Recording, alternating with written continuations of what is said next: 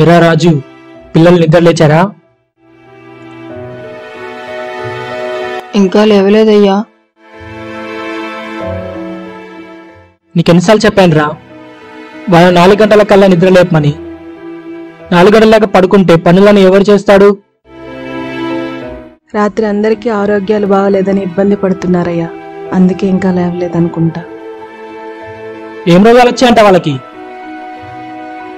వర్షానికి పడిపోయిన గోడ కట్టడానికి పిల్లలే కష్టపడి పనిచేశారయ్యా, అందుకే.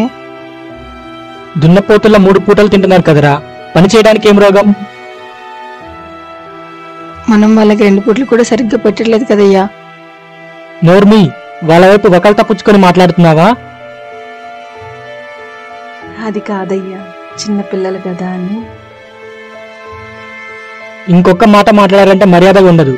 వెళ్ళి అందరిని నిద్ర లేపండి, వెళ్ళండి. అలాగేనయ్యా.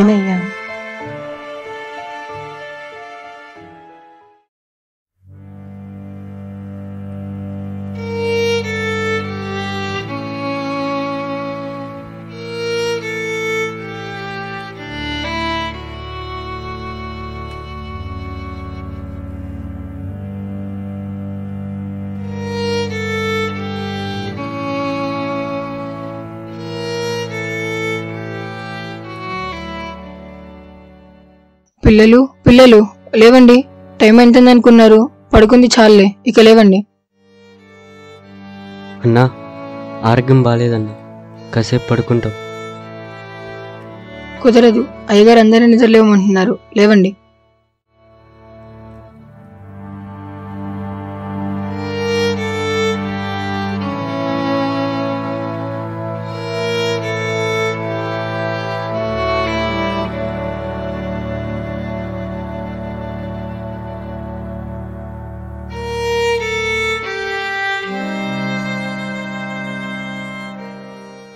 అన్నా, ఒళ్ళంతా ఒకటే నొప్పులుగా ఉందన్నా.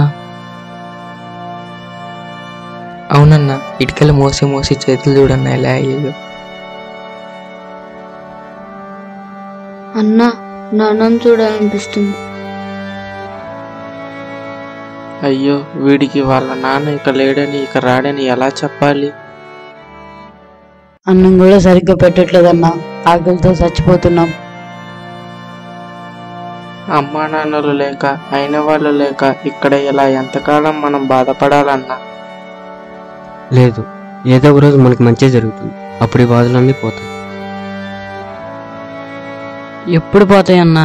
వీళ్ళు పెట్టే బాధల్ని తట్టుకోలేకపోతున్నాం. అనాథలైనంత మాత్రాన మన పట్ల ఇంత కఠినంగా ప్రవర్తిస్తారా అన్నా? మనం ఇక్కడి నుంచి పారిపోతే?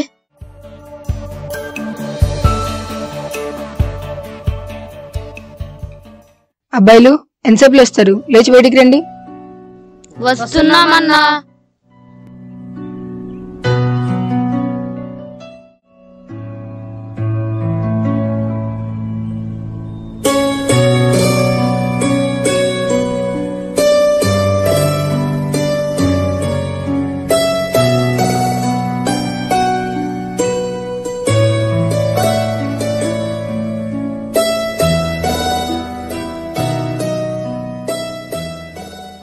అమ్మాయిలు అమ్మాయిలు లేవండి.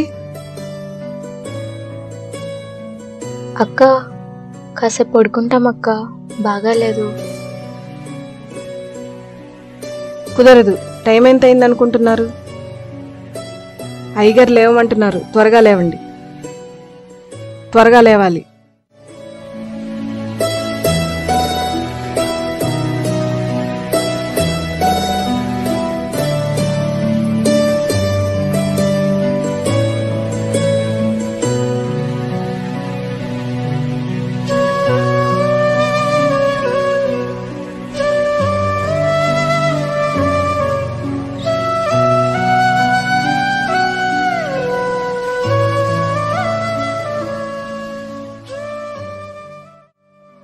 అక్క, ఏంటక్క ఎంతకాలం మనకి కష్టాలు?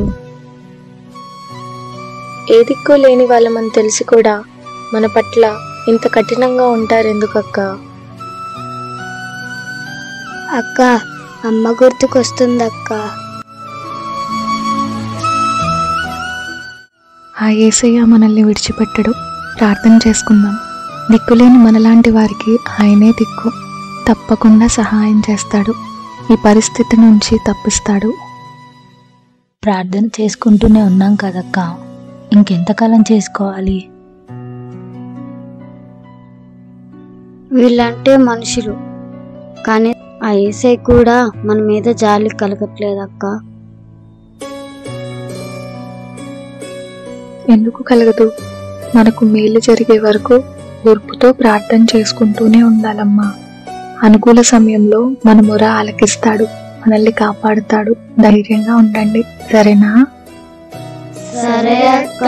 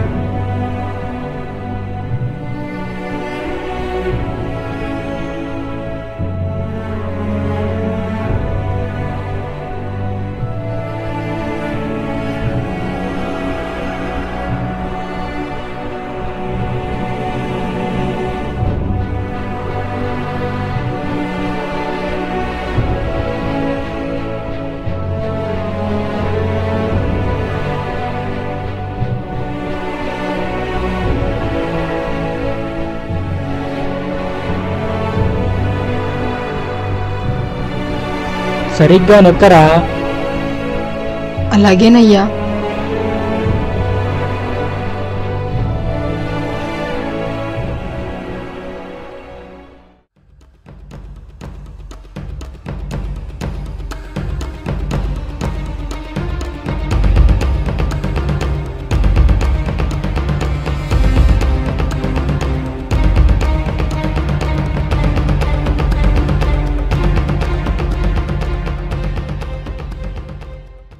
అయితే అనాథాశ్రమ స్థలాన్ని ఇవ్వనంటావు?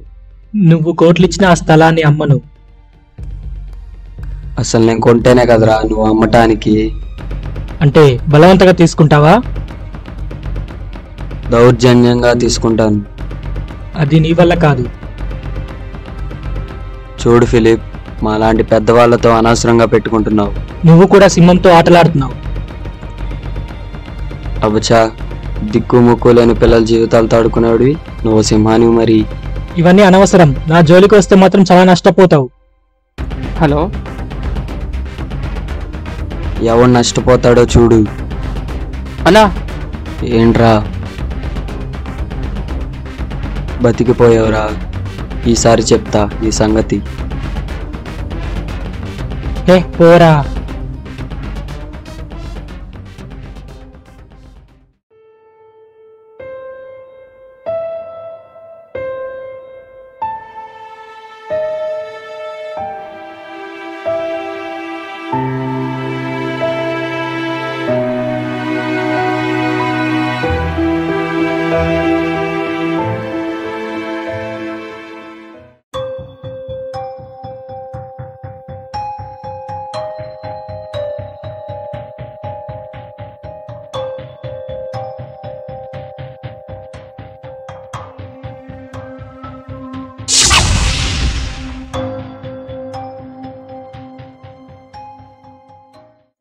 రే లేవండి, రే లేవండ్రా, లేవండి.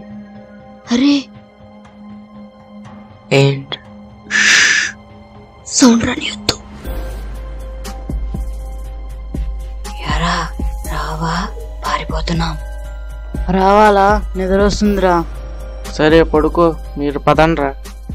అమ్మో, నేను కూడా వస్తాను.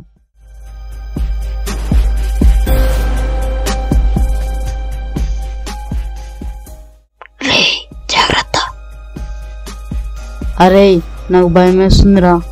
ఏ భయపడకు, మేమంతా లేమా?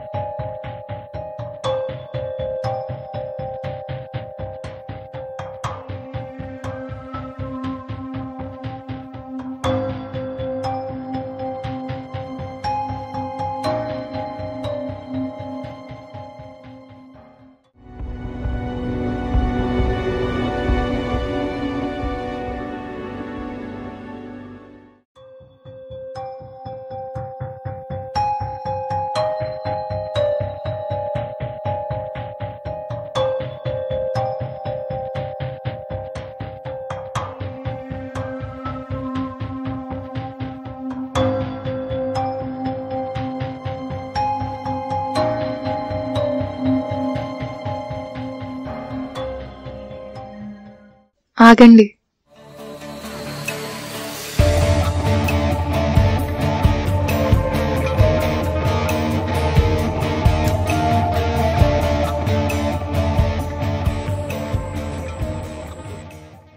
మీరా? అన్నా ఏంటిది? ఎక్కడికి వెళ్తున్నారు? మేము మాకు తెలుసన్నా. ఏం తెలుసు? ఎక్కడి నుంచి పారిపోతున్నారు? అది అది చూడన్నా, మీరు ఇక్కడి నుంచి పారిపోయినా మిమ్మల్ని ఎలా అయినా వెతికి పట్టుకుంటారు. అసలే మన వార్డెన్ మంచోడు కాదు. అందుకే వాడి బారి నుండి బయటపడదామనే పారిపోతున్నాం. మీ బాధ మేము అర్థం చేసుకోగలం. కాకపోతే ఇలా చేసి మరిన్ని కష్టాలు తెచ్చుకోవడం అవసరమా? మరేం చేయమంటావు? మనం ప్రభువుని నమ్ముకున్న వాళ్ళం కదన్నా, ఆయన మీద నమ్మకం కోల్పోతే ఎలాగా? నమ్మకం ఉంది, కానీ ఆయన కార్యాలు చేసే వరకు భరించలేకపోతున్నాం. మొదటి కొరింథీ 10వ అధ్యాయము 13వ వచనంలో చెప్పబడిన మాట మీకు తెలుసు కదా?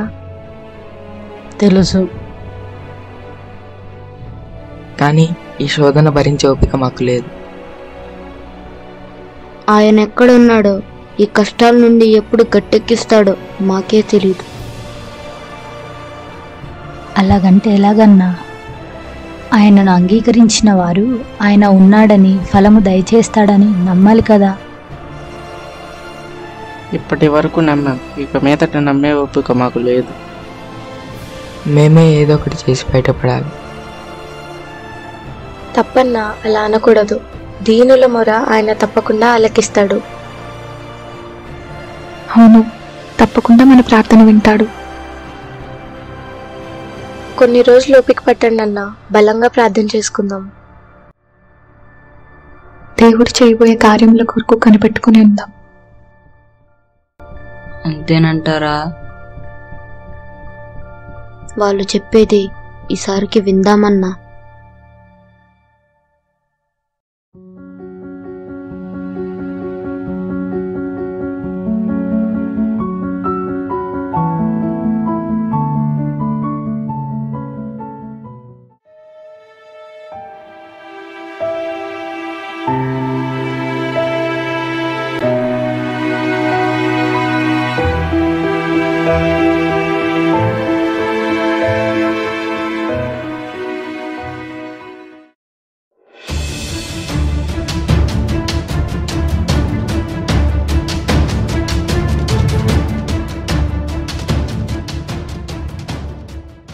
అయ్యా అయ్యా, ఆ సత్యన్ తన మనిషిని తీసుకొని వస్తున్నాడు అయ్యా. అబ్బా, మన వాళ్ళందరూ ఇదే టైంలో పెళ్లికెళ్ళి చచ్చారు, ఒక్కడు కూడా లేడు. ఇప్పుడేం చేయాలరా? అయ్యా మీరు ఎక్కడైనా దాక్కొని మేము వాళ్ళకి ఏదో ఒకటి చెప్పి పంపించేస్తాం. అలాగే, ఏదో ఒకటి చెప్పి మేనేజ్ చేయండి.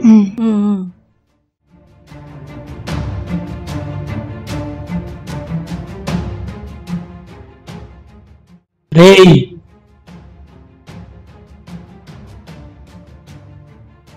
అరే నేను పైన దాక్కుంటున్నాను. నేను ఇక్కడున్నా కానీ ఎవరైనా చెప్పాడనుకో, వాడంతు తెలుస్తాను. జాగ్రత్త. అలాగే సార్.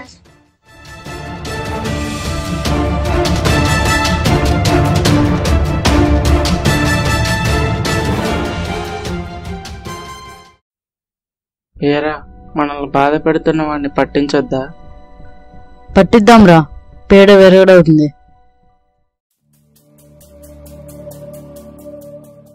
అవునరా, ఈ ఛాన్స్ వదులుకోకూడదు.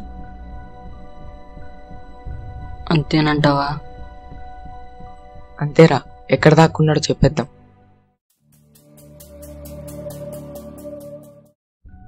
మనకిక బాధలుండవు. తప్పన్నా, అలా అనకూడదు. అమ్మా నాన్న లేని మనల్ని చేరదీసి ఇంత అన్నం పెడుతున్న సార్ గారిని మనం శత్రువులకు అప్పగించచ్చా?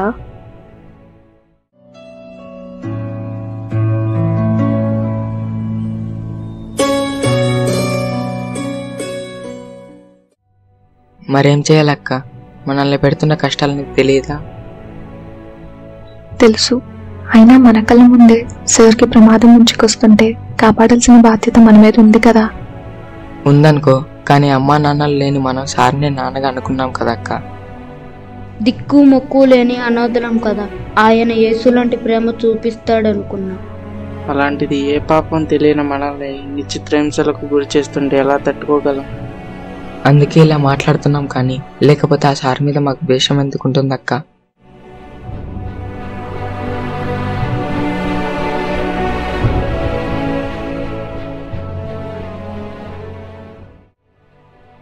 మనల్ని హింసించే వారిని ప్రేమించమని, వారి కొరకు ప్రార్థించమని ప్రభువు చెప్పారు కదా. చెప్పారు.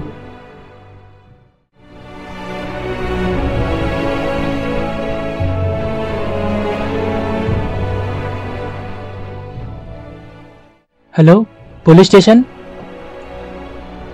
మరి ఇంకేం మాట్లాడొద్దు. మన సార్ని కాపాడుకునే బాధ్యత మనదే, అంతే. అలాగే అక్క, మన సార్ని మనమే కాపాడుకుందాం. అక్క, మన వార్డెన్ సార్ కోసం ప్రార్థన చేద్దాం. పరలోకమందున్న మా తండ్రి, నీకు స్తోత్రములు. చిన్నపిల్లల ప్రార్థన ఆలకిస్తానన్నావు కదయ్యా, మేము మా వార్డెన్ సార్ కోసం ప్రార్థిస్తున్నాము. సార్కి శత్రువుల ద్వారా ఎలాంటి అపాయం లేకుండా కాపాడయ్యా. మా సార్ తండ్రిలా మాకు అన్నం పెడుతున్నారు. మా సార్కి ఏమన్నా అయితే మేమేమైపోతామయ్యా. మా సార్ని నువ్వే కాపాడయ్యా. ఆగండి ఆగండి. వా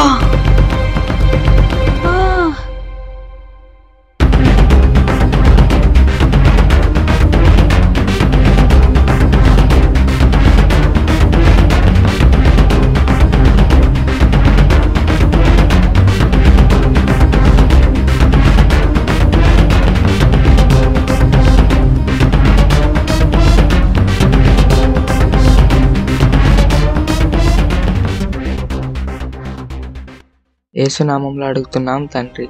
ఆమేన్. ఎక్కడ్రా మీ వార్డెన్ గాడు? ఏమో మాకు తెలియదు అంకుల్. మర్యాదగా నిజం చెప్పండి, లేకపోతే మీ అంతు చూస్తా. నిజమే అంకుల్, మా సార్ ఎక్కడికి వెళ్ళారో మాకు తెలియదు. వీళ్ళు ఇలా ఎందుకు చెప్తారా? వీళ్ళకి ఇవ్వాల్సిన ట్రీట్మెంట్ ఇస్తే గానీ నిజం చెప్పరు. రండ్రా.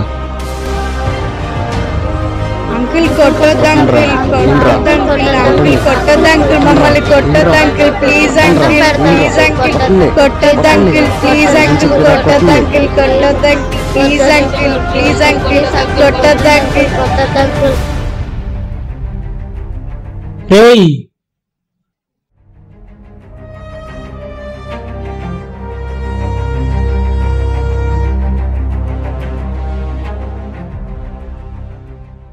పిల్లల మీద ఇంకో దెబ్బ పడితే మర్యాదగా ఉండదు. నాకు తెలుసురా నువ్వు ఇక్కడే ఉన్నావని.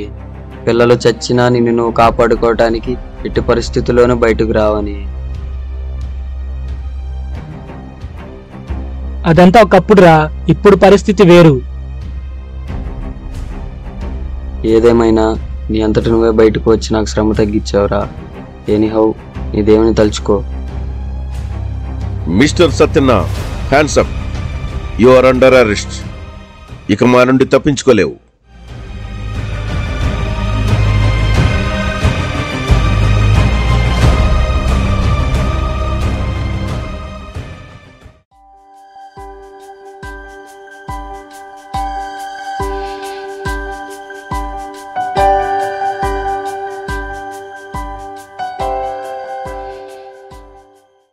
సార్ సార్ కాదు, నాన్న అని పిలవండి, సరేనా?